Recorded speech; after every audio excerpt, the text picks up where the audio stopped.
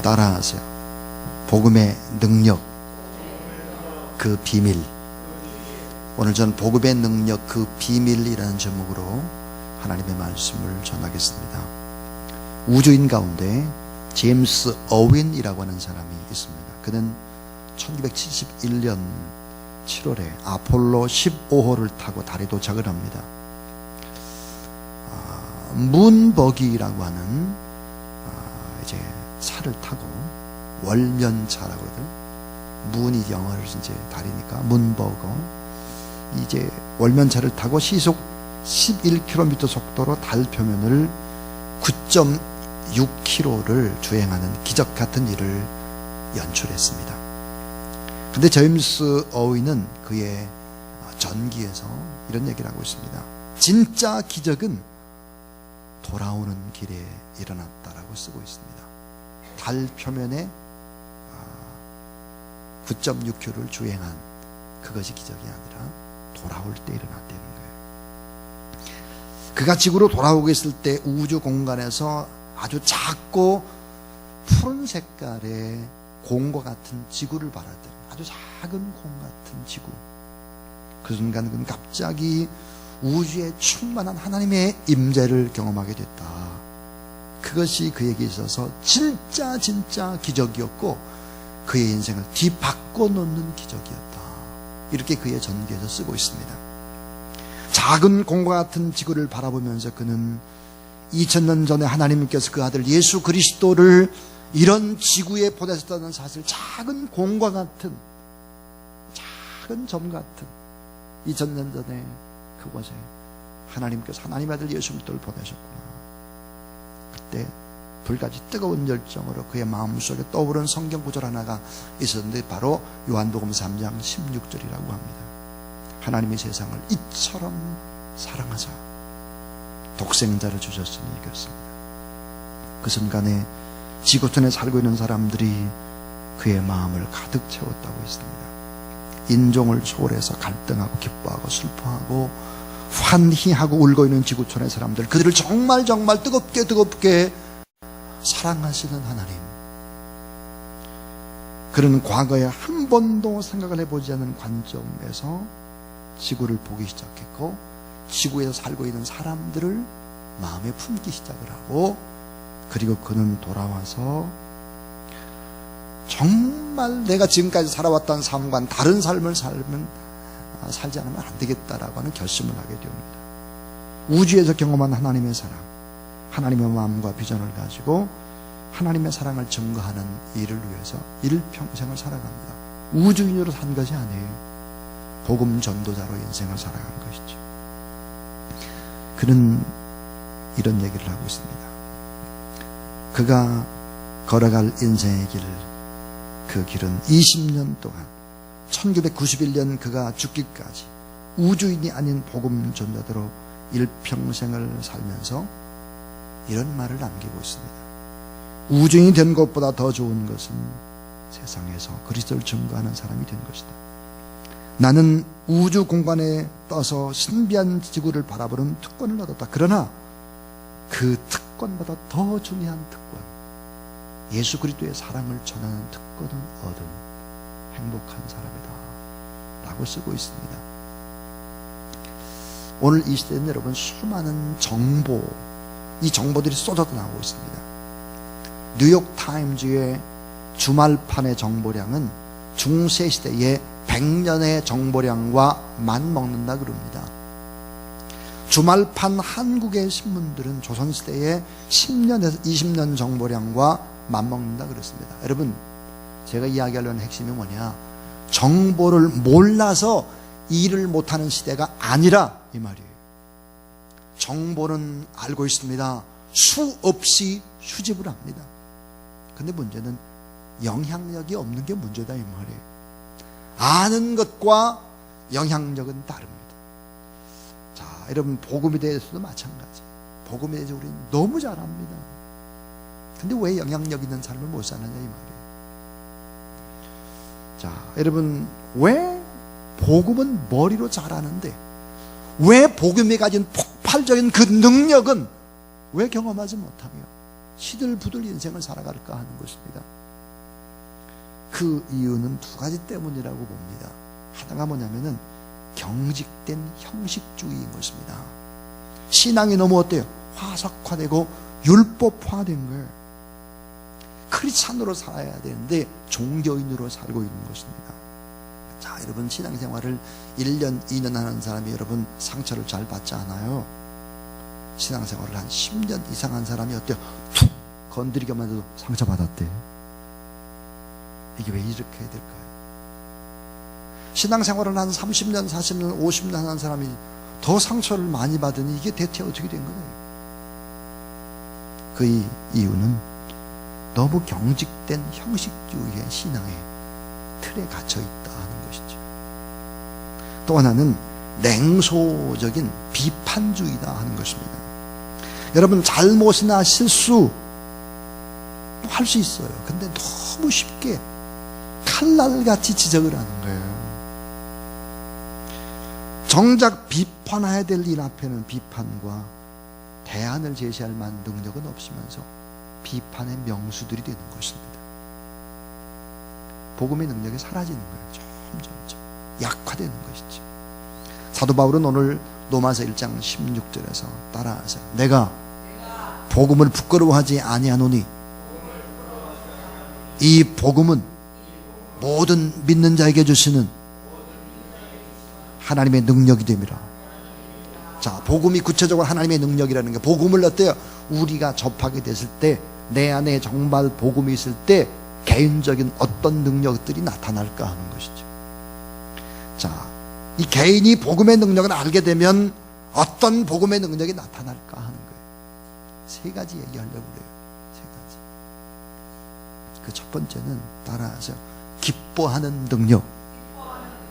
자, 개인적으로 예수 그리스도의 복음을 우리 안에 받아들이게 될 때 나타나는 현상이 뭐냐? 기쁨의 능력이 되는 거예요.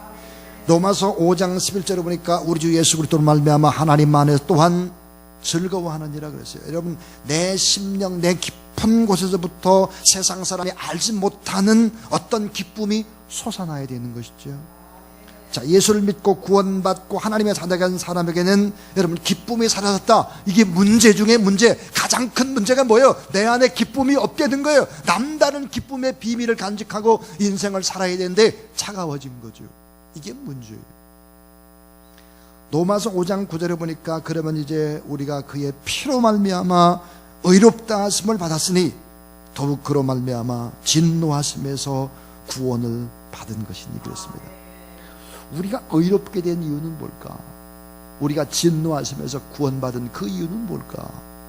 그것은 우리의 영적인 능력이나 영적인 지식이나 영적인 재능이 아니라는 거예요. 그건 뭘까? 예수 그리스도의 피요, 그 보혈의 능력, 그 보혈이 우리를 덮어서. 여러분, 우리 모두는 예수 그리스도의 피값만큼 존귀한 존재입니다. 자, 예수 그리스도의 피값만큼 존귀한 존재. 하나님이 우리를 얼마나 존귀하게, 얼마나 사랑하셨는가? 아들의 피값을 제공했다는 거예요. 우리를 위해서. 자, 세상도 바뀌고 문화도 바뀌지만 예수 그리스도의 보혈의 능력만큼 우리는 존귀한 존재다. 가능성을 가지고 있는 존재, 희망의 존재인 것을 믿으시기 바랍니다. 자, 구약성경 출애굽기에는요, 피, 그 대속의 의미를 아주 생생하게 말씀을 합니다. 애굽에 내려진 10가지 재앙 가운데 10번째 재앙, 그러니까 초태생, 장자, 또 짐승에도 첫 번 난 이런 새끼들이 다 죽는 거예요. 자, 다 죽게 되는 날, 어린 양의 피, 그 피의 위력을 모든 사람들이 보았죠. 그러니까 문설주에 양의 피를 바르지 않는 애굽의 첫 태생은 다 죽었습니다. 그러나 양의 피를 바른 예수 그리스도를 믿는 하나님의 백성들, 그들은 다 재앙이 넘어갔다 그래요. 그래서 6월절이 재앙이 넘어가다 패스오버죠. 자, 한번 생각해 보세요. 애굽 사람들, 장자들이 다 죽었는데, 그렇다면 이스라엘 백성들은 모두 다 살았단 말이에요. 근데 그 이유가 뭘까 하는 거예요. 애굽 사람들이 여러분 도덕적으로 윤리적으로 훌륭한 삶을 못 살아서 그러냐? 그렇지 않아요. 사실은 이스라엘 백성들보다 훨씬 더 도덕적으로 깨끗하고 윤리적으로 더 고상하고 이렇게 인생을 살아간 애굽 사람들도 많다고요. 근데 초태생이 다 죽었어요. 이스라엘 백성들 다 살았어요. 자, 노예의 천한 신분이지만 구원함을 받았단 말이에요. 여러분, 죽음의 칼날이 이스라엘 백성들 비껴간 이유, 저주의 화영검에서 벗어난 이유, 구원받게 된 그 이유는 하나님의 사랑, 예수 그리스도의 보혈 때문이라는 사실을 믿으시기 바랍니다. 저는 대학을 다니면서 그런 생각을 했습니다. 하나님이 왜 나를 사랑할까? 나 같은 죄인을 왜 사랑하셨을까? 내가 내 스스로를 돌아볼 때도 소스라치게 놀라는 게 많은데, 나의 죄성 때문에, 나의 변덕스러움 때문에, 나의 게으름 때문에, 나의 이기적인 생각 때문에 내가 내 스스로가 만족이지 않고 내가 깜짝깜짝 놀라는 사람인데 왜 하나님은 나를 그렇게 사랑하셨을까? 자기 아들 예수 그리스도를 내어줄 만큼 그렇게 나를 사랑하셨나? 그래서 제가 대학을 다니면 늘 불렀던 찬양이 왜 나를 사랑하나, 왜 나를 사랑하나, 그 찬양이었습니다. 여러분, 흑인 노예를 잡아다가 팔던 그 죄인이 결국 이제 구원함을 받게 되고 목사가 되죠. 그래서 여러분 작곡한 곡이 바로 나 같은 죄인 살리신 주 은혜 놀라와 어메이징 그레이스죠. 존 뉴턴. 자, 여러분, 복음의 능력, 그 비밀이 무엇입니까? 그것은 바로 기쁨이라고 하는 것이 기쁨. 예수 그리스도 때문에 내가 새롭게 인생을 시작했다라고 하는 이런 기쁨이 우리 안에 있는가를 점검해야 합니다. 제가 지난 한 주간 동안에 두 전화를 받았습니다. 뭐 많이 받았는데 기억에 남는 두 전화가 있습니다. 한 전화가 뭐냐면은 이분이 이제 기업에서 오랫동안 있고 유명한 사람이죠. 그리고 강의를 하고 그렇게 하는 사람입니다. 근데 이분이 전화를 주셨어요. 또 한 분이 전화를 줬는데 제가 잘 아는 사람입니다. 근데 저희 교회를 다니지는 않습니다. 근데 그분이 늘 저의 설교를 듣는 거예요. 두 번째 전화 온 분이 전화를 해서 이렇게 말하는 거예요. 목사님, 정말 죄송한 얘기 하나 하겠습니다. 목사님이 서울 강동로에 서기장이 되고 여기저기 일이 바쁘시고 막 그렇게 하면서 목사님의 설교가 예전보다 조금 변한 것 같습니다. 그러면서 하신 말씀이, 예전에는 목사님의 설교를 들으면 자기가 와, 내가 이렇게 살면 안 되는데 하면서 막 눈물이 나고 그랬는데 요즘 그 눈물이 잘 안 납니다.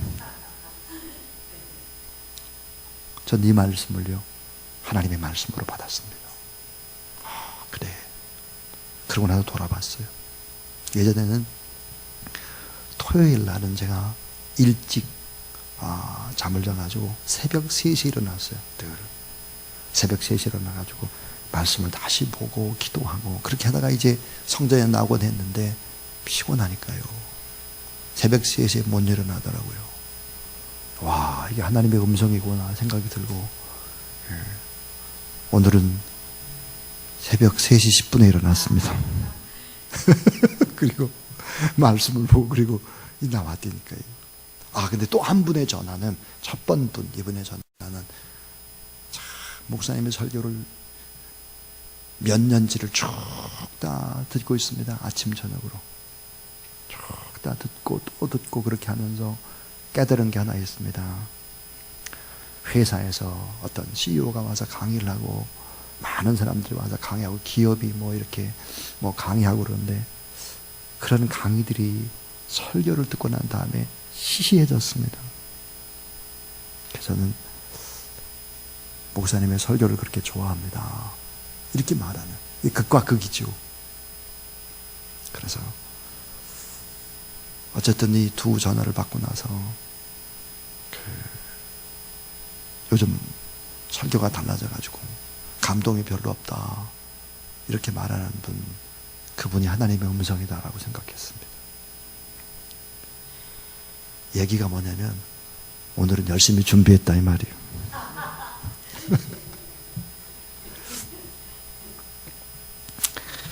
자, 이런 복음의 능력이 뭘까요? 두 번째는 따라하세요. 미래가 보장되는 능력. 자, 이런 복음의 능력 때문에 우리의 죽음 이후까지 우리의 모든 것들이 보장이 됐다. 로마서 5장이 들어보니까 또한 그로 말미암아 우리가 믿음으로 서 있는 이 은혜에 들어감을 얻었으니. 따라하세요. 하나님의 영광을 바라보 즐거워하느니라. 하나님의 영광을 바라보고 즐거워한다. 이 말은 어때요? 보장된 미래의 일을 미리 바라보고 기뻐한다 이 말이에요. 여러분, 경영학의 아버지라고 불리는 피터 드러커라고 하는 사람이 있죠.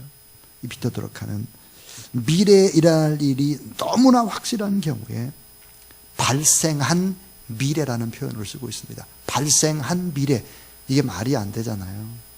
발생한 미래, 발생한이라는 것은 과거인데 발생한 미래다. 분명한 발생한 미래다. 다시 말하면 분명한 세계관을 가지고 인생을 이렇게 살아가라라고 하는 것이죠. 이 복음을 받아들이는 사람, 미래가 보장된 이런 능력을 가지고 있는 사람이다 하는 거예요. 자, 유명한 여러분 개혁자 마틴 루터 일생 가운데 이런 에피소드가 있죠. 종교개혁을 추진한 루터가 지쳐서 완전 다 탈진하고 있습니다.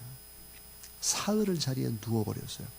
너무 탈진을 해서 모든 것을 포기하고 다시는 일어서고 싶은 마음조차 없었습니다.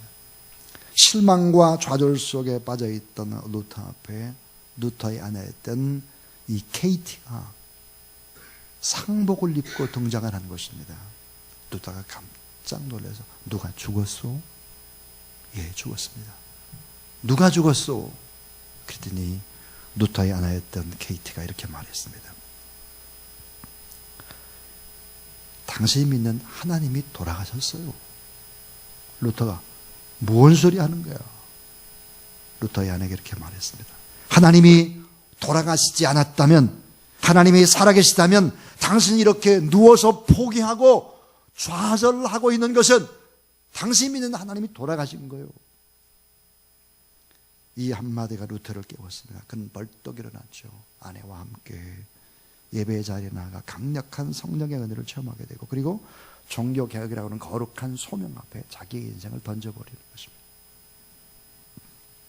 여러분, 오늘 제가 그랬습니다.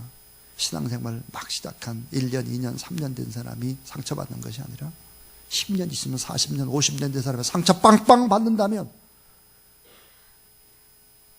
말이 되느냐 이거예요. 우리가 믿는 하나님이 돌아가신 거지 이거. 그런 사람들을 가끔 봐요. 그런 사람들을 교회 안에서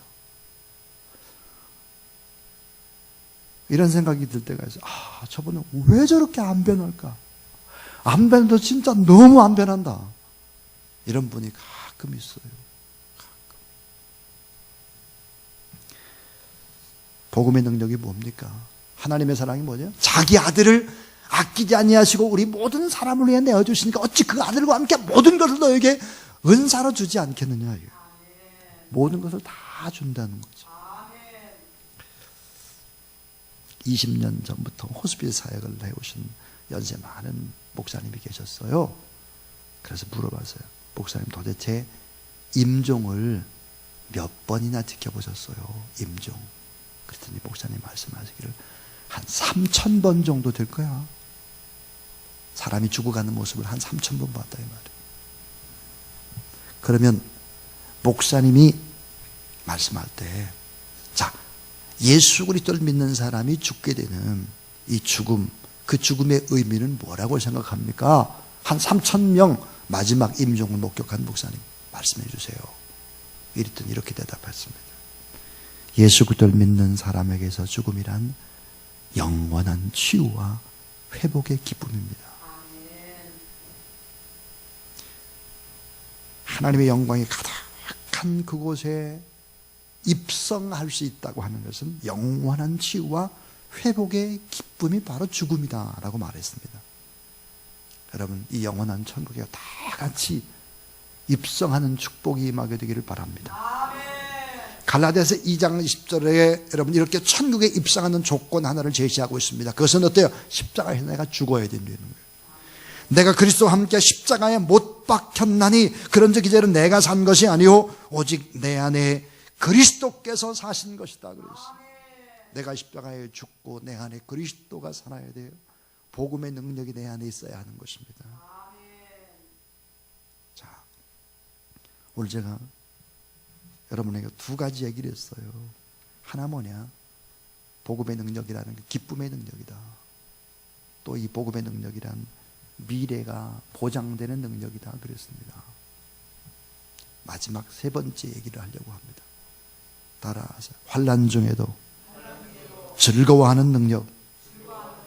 자, 여러분, 구원의 능력, 이 복음의 능력이라고 하는 것은 우리가 이미 구원함을 받았어요. 이미 예수 그리스도의 보혈 때문에 구원을 받았습니다. 이건 뭐예요? 과거의 시제예요. 과거의 시제. 이미 구원받았다.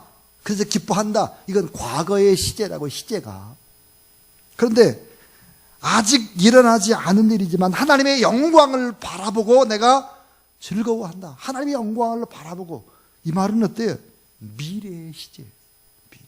하나님의 영광을 바라보고. 죽음을 두려워하지 않고 천국을 소망하는 일은 미래의 시제입니다. 그런데 더 중요한 게 이제 뭐예요? 과거의 시제가 아니라 미래의 시제가 아니라 현재의 시제가 남아있는데 현재의 시제는 뭐냐 이거예요. 오늘의 문제는 뭐냐 하는 거죠. 그것은 현재이라는 갖가지 어려운 문제들 앞에서 어떻게 해야 될 것인가 하는 거예요. 그게 바로 환난 중에 오늘 기뻐하는 능력. 오늘 여러분 기뻐하는 능력이 있게 되기를 바랍니다. 제가 만약에 복음의 능력이 임한 사람인지 정말 진짜 크리스찬인지 아닌지를 증명할 수 있고 확증할 수 있는 것이 딱 하나가 있어요. 그게 뭐냐면 오늘 제가 만나는 환난과 어려움 속에 제가 얼마나 기뻐하고 즐거워하고 있느냐. 이걸 보면 진짜인지 가짜인지가 판명이에요. 여러분, 예수를 믿는 사람들 마찬가지입니다. 오늘 우리가 환난이나 어려움과 고통이 우리 앞에 있을 수밖에 없어요. 얼마나 즐거워하고 기뻐하느냐가 복음의 능력이 있느냐 없느냐, 예수 그리스도가 내 안에 살아있느냐 없느냐를 증명할 수 있는 거예요. 여러분, 어떻게 어려움이 없겠습니까? 환난 많죠. 지난 1년을 돌아보면 일종의 고개를 한 것 같아요. 고개. 환난 중에 있을 때 많았죠. 하나님은 환난 중에 있을 때 아주 쉽고 아주 빨리 갈 수 있는 길을 허락하지 않을 때가 참 많습니다. 그러나 돌아보면 이거는 최고 최선의 길이었다. 베스트 웨이다. 그런 생각을 합니다. 참 좋은 길, 합력해서 선이 되는 아름다운 그 길을 하나님이 예비하시고 그 길로 인도한다는 사실을 믿으시기 바랍니다. 로마서 5장 3절 4절에 보니까 다만 이뿐 아니라 우리가 환난 중에도 즐거워하나니 이는 환난은 인내를, 인내는 연단을, 연단은 소망을 이룬 줄 알미라 그랬습니다. 여기 보니까 환난 그랬어요. 인내, 여러분 연단 그랬는데 환난, 인내, 연단에 여러분 이 집합적인 이미지가 뭡니까? 십자가예요. 십자가. 여러분, 환난과 인내와 연단이 소망을 만들어낸다? 십자가가 소망을 만들어낸다? 이게 완전히 역설이에요. 하나님은 어떤 분일까요? 아주 독특하게 역사하는 분이에요. 그래서 믿음이 없는 사람은 하나님이 역사하는 걸 눈으로 잘 못 봐요. 세상 사람들은 완전히 우리를 보고 바보라고 그래요. 왜 그럴까요? 환난 속에다가 즐거움을 집어넣었어요. 사람들은 환난만 보는 거예요. 눈물 속에 진짜 즐거움을 숨겨놨어요. 여러분, 흑암 속에 보화를 숨겨놨어요. 겉으로는 흑암이에요. 또 여러분 보니까 십자가 속에 부활의 승리를 숨겨놨습니다. 고난 속에 영광을 숨겨놨습니다. 따라하세요. 상처가 변하면 별이 됩니다. 여러분, 상처가 나쁜 게 아니에요. 이 상처를 하나님 앞에 가지고 나면 별이 되는 거예요. 별. 예. 여러분, 상처를 받고 어려움을 당하고 고통을 당했기 때문에 다른 사람을 끌어안을 수 있고 축복할 수 있고 넉넉한 지도자가 되는 거죠. 어떻게 큰 일을 할 사람이 고난도 없이 큰 일을 합니까? 환난 속의 즐거움을, 눈물 속의 진짜 즐거움을, 흑암 속의 부활을, 십자가의 부활의 승리를, 고난 속의 영광을, 상처 속에 너무나 아름다운 별을 숨겨놨어요. 사람들은 어때요? 겉만 보는 거예요. 환난, 눈물, 흑암, 십자가, 고난, 상처, 이것만 봐요. 여러분, 오늘 이 시대에 만난 환난 중에도 기뻐할 수 있냐, 기뻐할 수 없느냐, 이게 진짜 크리스찬이냐 가짜냐 판별할 수 있는 것입니다. 복음의 능력, 그 비밀은 뭘까? 세 가지 얘기했습니다. 기뻐하는 능력이 구원받았기 때문에 보혈의 능력, 이거는 과거의 시제예요. 미래가 보장되는 능력, 미래에 여러분 죽음 이후도 보장되어 있어요. 잘 될 겁니다. 미래 시제예요. 근데 환난 중에도 즐거워하는 능력, 오늘의 시제란 말이에요. 오늘.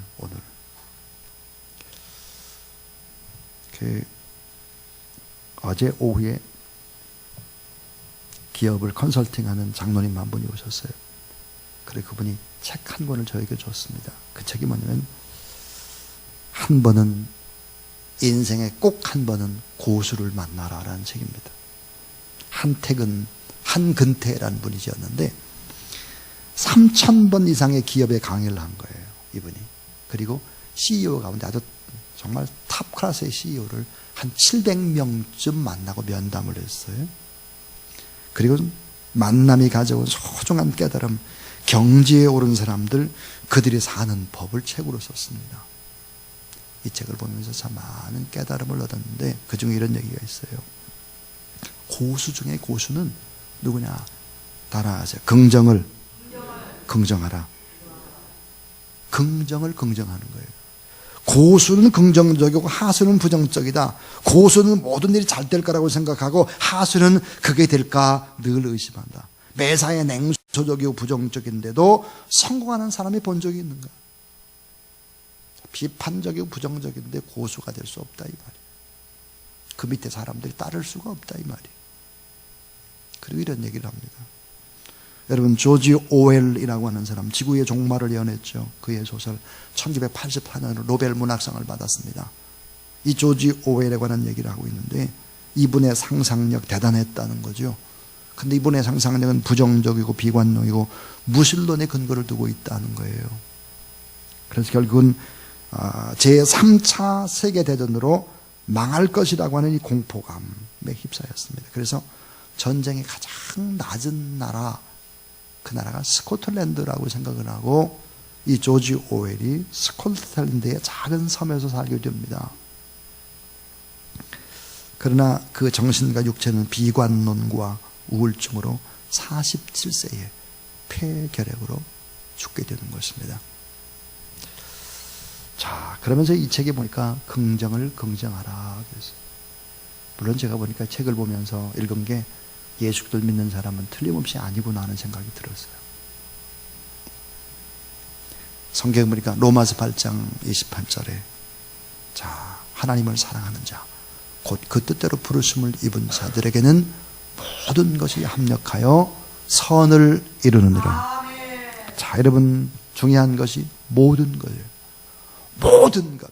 모든 것이 합력해서 선이 된다고 그랬는데, 우리의 삶에 여러분, 기쁨, 성공, 성취, 열매 같은 이런 긍정적인 요소가 있습니다. 그러나 부끄러움, 모자람, 열악함, 실수, 아픔, 좌절, 이런 부정적인 요소들도 있어요. 이게 뭐야? 긍정적인 요소와 부정적인 요소가 다 합쳐져서 모든 것이 바로 선이 될 수 있음을 믿으시기 바랍니다. 자, 그래서 복음의 능력, 그 비밀은 기뻐하는 능력이다. 미래가 보장받은 능력이다. 그런데 환난 중에 오늘 즐거워하는 능력이다. 이렇게 말했습니다. 사랑하는 여러분, 우리는 초대교회, 최초의 여러분 사도행전에 나오는 초대교회 성도들의 70%는 노예였습니다. 노예. 자, 초대교회 성도의 70%는 노예의 신분이었는데 그들이 어때요? 전한 복음의 능력 앞에 에베소가 문을 열 수밖에 없었고요. 유럽 최초의 결국은 빌립보가 문을 열 수밖에 없었고요. 대로마 제국이 그들 앞에 백기를 들 수밖에 없었다 하는 거예요. 왜? 복음의 능력 때문입니다. 머리로 많이 아는 것이 아니라 이 복음의 능력, 그 비밀을 여러분 가슴에 간직하고 하나님 앞에 살아가는 그런 여러분 되길 바랍니다. 여러분, 우리가 구원받은 것 때문에 기뻐하고 미래가 보장되어 있는 그런 능력을 가지고 있다면 오늘 환난 중, 오늘 지금 당하는 어떤 어려움 중에도 당연히 즐거워하는 그런 여러분 되길 바랍니다.